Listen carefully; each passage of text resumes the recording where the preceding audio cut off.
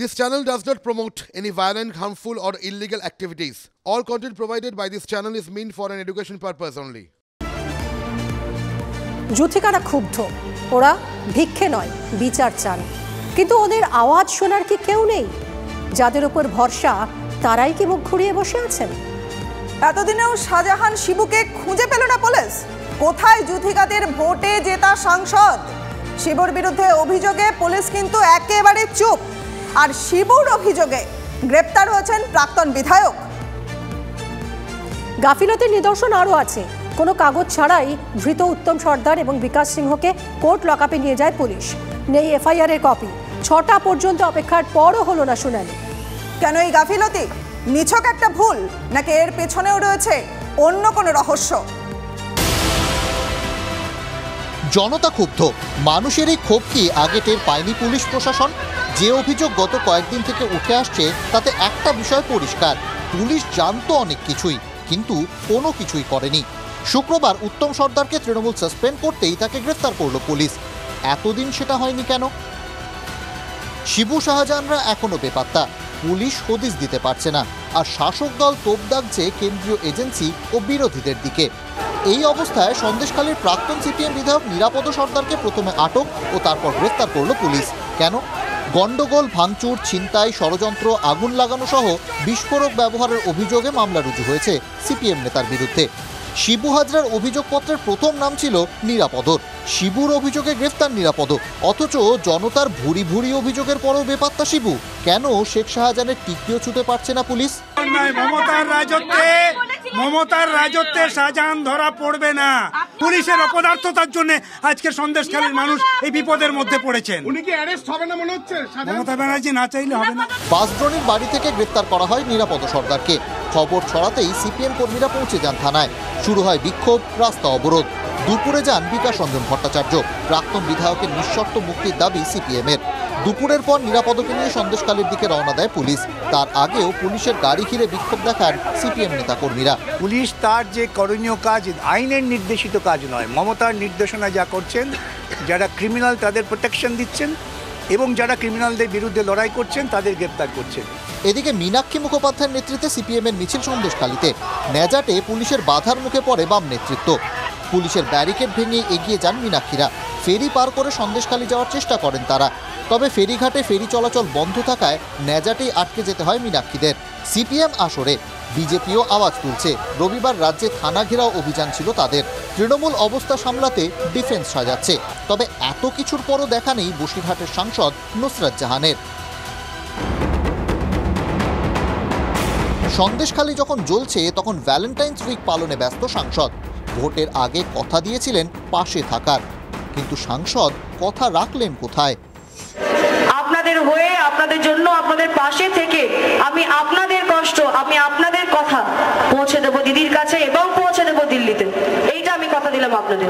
নুসরাতের এই অবস্থান নিয়ে কবিতায় কটাক্ষ বিজেপি নেতা ও অভিনেতা রুদ্রনীল ঘোষের।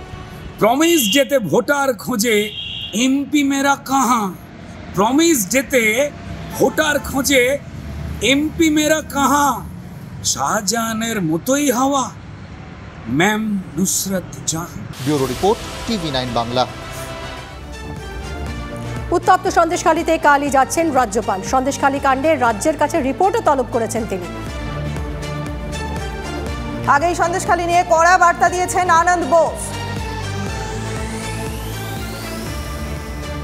আর এবার সন্দেশখালীতে কাল যাচ্ছেন রাজ্যপাল। সন্দেশখালী কাণ্ডে তিনি রাজ্যের কাছে রিপোর্টও তলব করেছেন।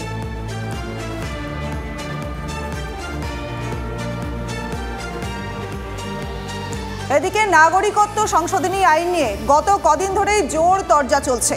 তার মধ্যেই কেন্দ্রীয় স্বরাষ্ট্রমন্ত্রী ঘোষণা, লোকসভা ভোটের আগেই কার্যকর হবে CAA। তবে কি মতুয়া ভোট হাতছাড়া হয়ে যাবে বাংলার শাসক দলের? তৃণমূল পিছিয়ে যেতে নারাজ।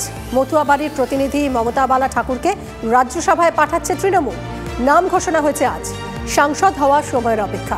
মমতাকে সাংসদ বানিয়ে মতুয়াদের আশীর্বাদ পাবেন মমতা।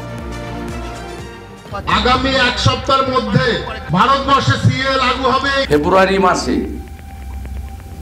প্রথম দিকে নয়, একটু শেষের দিকে CAA ইমপ্লিমেন্টেশন হয়ে যাবে।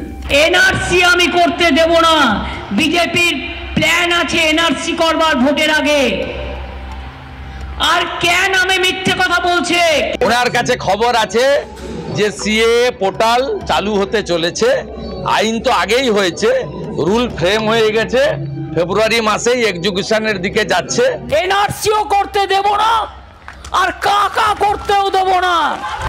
সিএএ নিয়ে দিন কয়েক আগেই জোরদার তরজা শুরু হয়েছিল। এবার কেন্দ্রীয় স্বরাষ্ট্রমন্ত্রী অমিত শাহেরই ঘোষণা, সিএএ দেশের একটি আইন, তা অবশ্যই কার্যকর করা হবে। এ নিয়ে কোনো সংশয় থাকাই উচিত নয়। লোকসভা ভোটের আগেই সিএএ কার্যকরের বিজ্ঞপ্তি জারি করা হবে। 2019 সালে নাগরিকত্ব সংশোধনী বিল পাশ হয়েছে, কিন্তু এতদিনেও আইন কার্যকর হয়নি। যত দেরি তত চাপ বিজেপি সাংসদ শান্তনু ঠাকুরের।